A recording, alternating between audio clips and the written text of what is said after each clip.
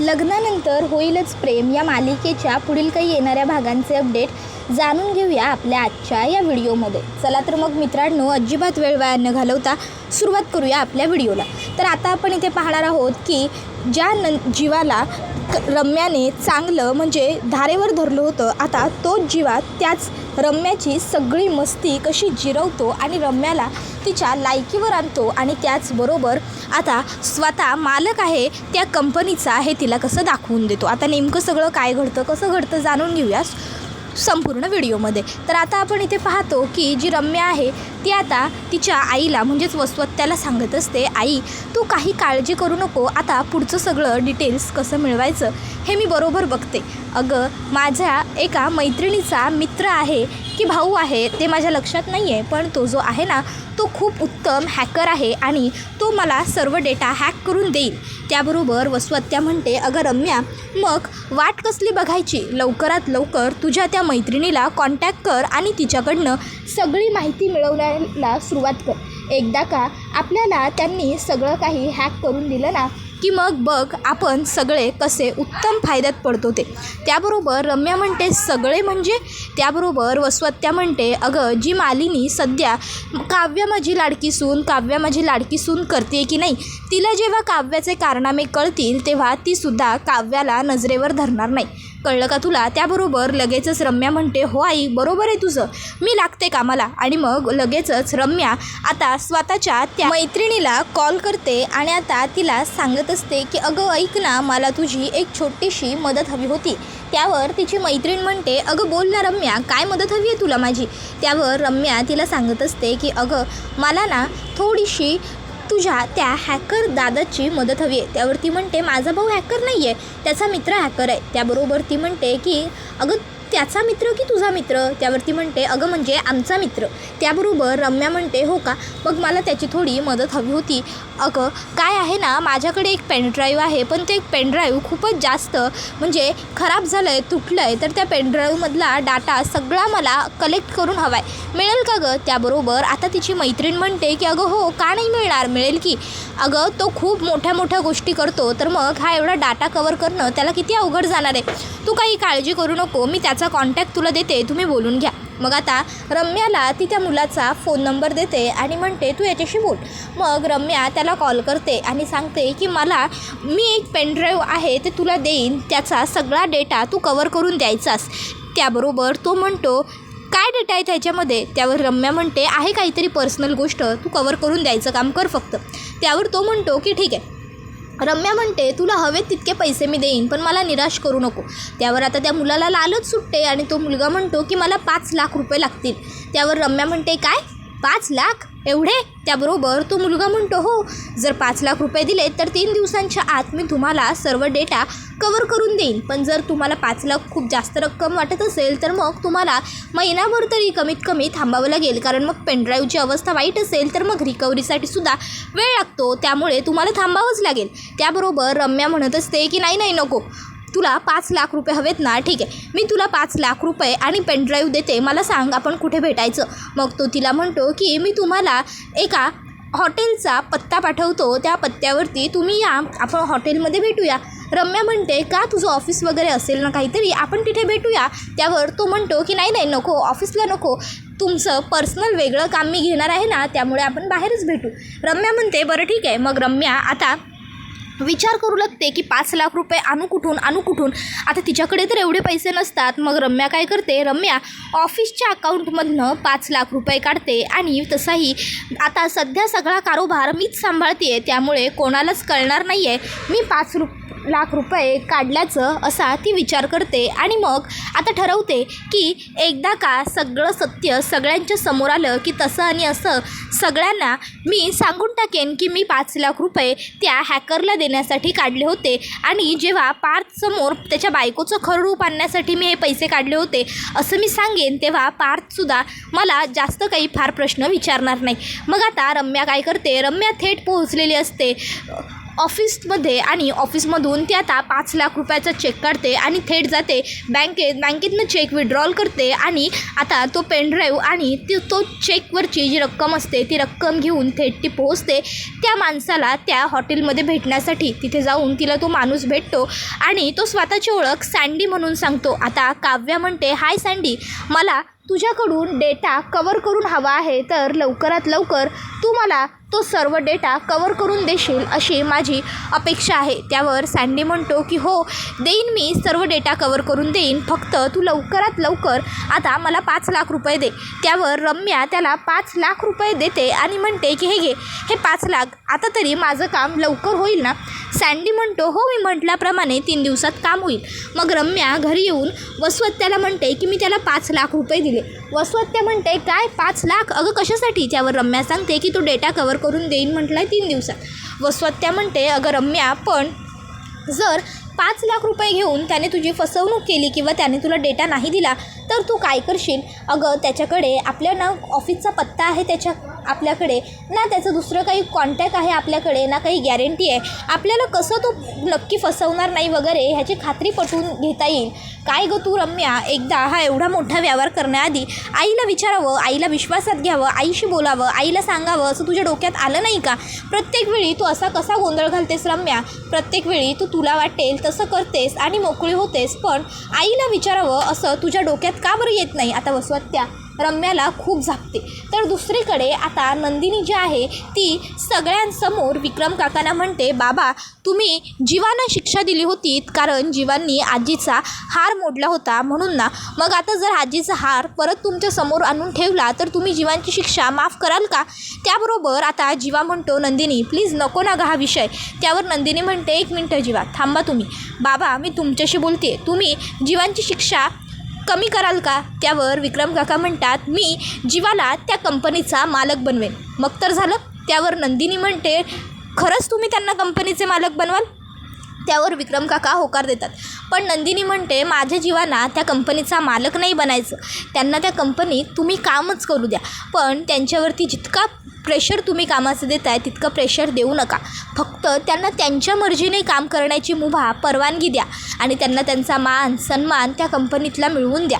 त्यावर विक्रम काका म्हणतात, त्यासाठी आधी पहिला बोललेला शब्द खरा करावा लागेल, माझ्यासमोर आणून तो हार ठेवावा लागेल, त्यानंतर या सर्व गोष्टी करायच्या का नाही करायच्या ते मी ठरवेन. त्याबरोबर नंदिनी म्हणते, हो ठेवते ना. आणि मग लगेचच आता ती हार घेऊन येते आणि विक्रम काकांच्या समोर ठेवते आणि विक्रम काकांना म्हणायला लागते, बाबा हा घ्या तुमच्या आईचा हार. त्याबरोबर विक्रम काका तो हार बघतात आणि एकाएकी खूपच खुश होऊन जातात आणि नंदिनीला ते म्हणतात की हा हार तुझ्याकडे कसा काय आला नंदिनी. त्यावर नंदिनी सांगायला लागते, बाबा हा हार मिळवण्यासाठी मी खूप प्रयत्न केले, कष्ट केले आणि शेवटी असं म्हणतातच ना, जे आपलं असतं ते आपल्याजवळ कसं ना कसं परत येतंच.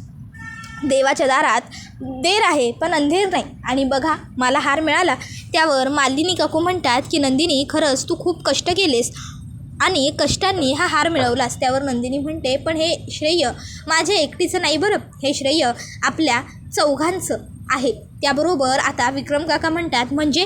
त्यावर मग आता लगेचच इकडे नंदिनी सांगू लागते, मालिनी काकूंनी हाराचं वर्णन केलं आणि त्याप्रमाणे उत्तम हाराचं डिझाईन पार्थ देशमुखांनी म्हणजेच आपल्या पार्थनी करून दिलं, म्हणूनच तर मला हार परत मिळाला. आणि ही कल्पना काव्याची सुद्धा होती, त्याचबरोबर मध्ये काय होतं हे जीवांना सुचलं म्हणून. त्याबरोबर आता नंदिनी म्हणते, अशा पद्धतीने आम्ही सगळ्यांनी मिळून हा हार मिळवला आहे काका. त्यावर हे ऐकून जीवाच्या वडिलांना खूप आनंद होतो आणि मग ते त्यांचा शब्द पूर्ण करायचं ठरवतात आणि कंपनीचा सर्वेसर्वा जीवा आहे.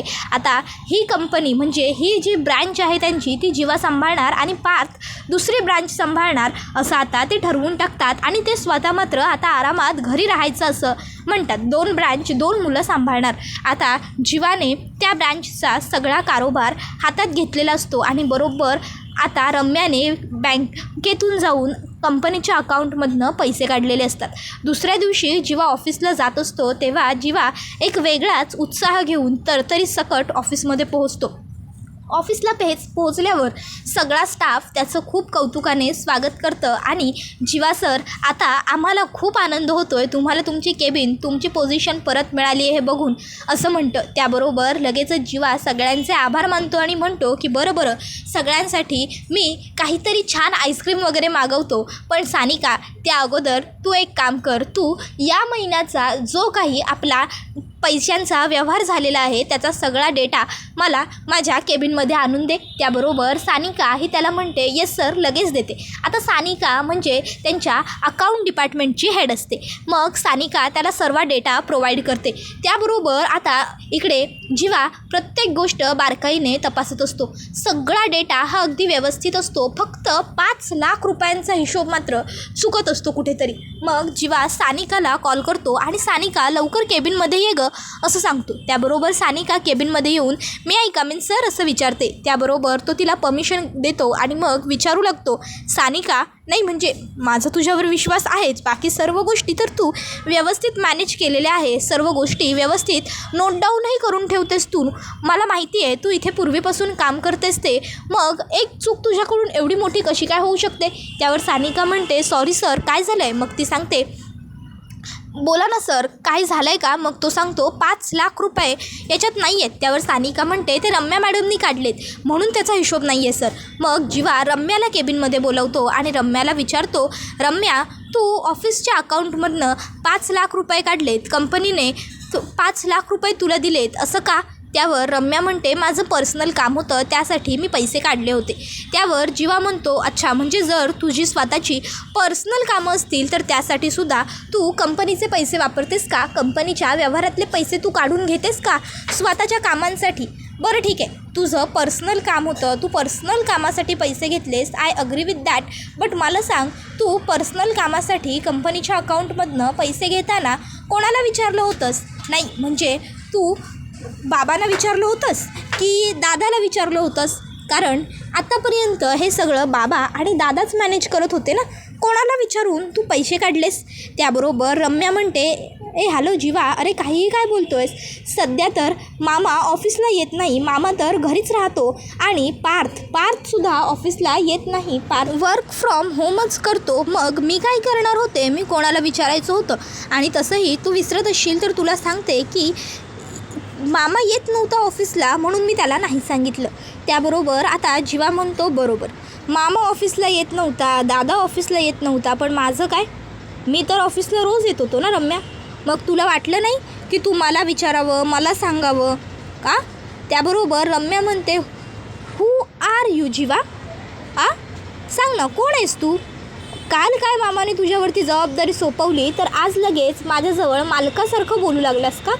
पण तू विसरत असशील तर तुला आठवण करून देते की तू सुद्धा एम्प्लॉई म्हणूनच काम करत होतास एवढे दिवस. त्यावर जीवा म्हणतो माइंड युअर लँग्वेज, विसरू नकोस तू तुझ्या बॉसबरोबर बोलतेस. आता ह्या कंपनीचा हेड मी आहे आणि राहिला प्रश्न मी इथे एम्प्लॉई असण्याचा किंवा नसण्याचा, ही माझी स्वतःची कंपनी आहे, माझ्या बाबांची कंपनी आहे, त्यामुळे या कंपनीसाठी काम करणं हे नेहमीच माझी प्रायोरिटी राहील, कळलं. पण तू विसरत असशील तर तुला आठवण करून देतो, माझं नाव मिस्टर जीवा विक्रम देशमुख आहे.